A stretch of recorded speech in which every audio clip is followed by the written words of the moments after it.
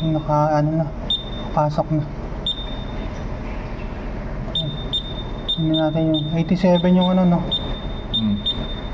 Wrong device. Ito, 87 wrong device.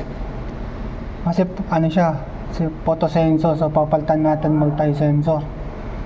So exit to access level 3, forward 5 na 3, enter.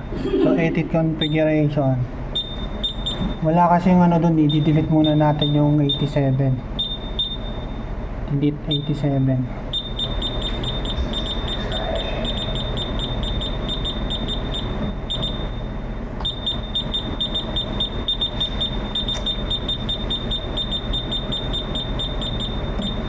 Ayan, delete natin, tapos add.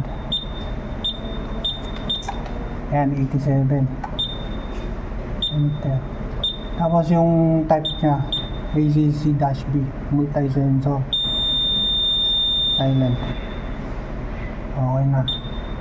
So dito na tayo sa edit device attributes. 87, ayan.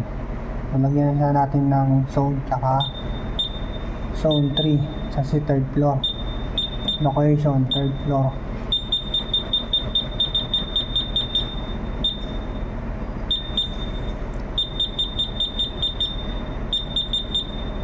Third floor, meeting room 5, room 1.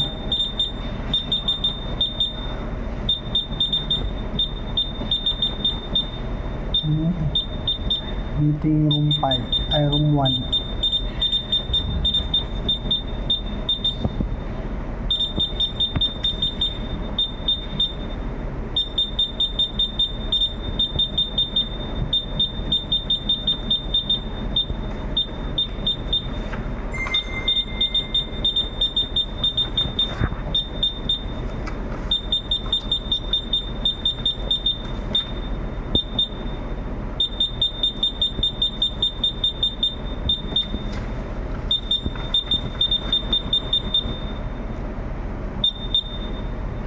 Room 1.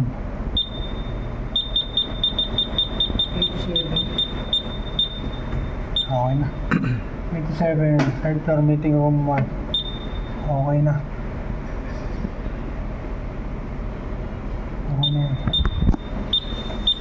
So 21 yung kanina, 20 yung kanina, 19 na lang. So ano siya, nag-normal na siya. So pag tinignan mo siya sa view device, yan. Yung 81, andito na yun sa bababa. Ayan, 87, ayun na siya. Normal, Fahrenheit, 16 yung ano niya, photo sensor niya. Ayan, okay na. Pwede na testingin mo na.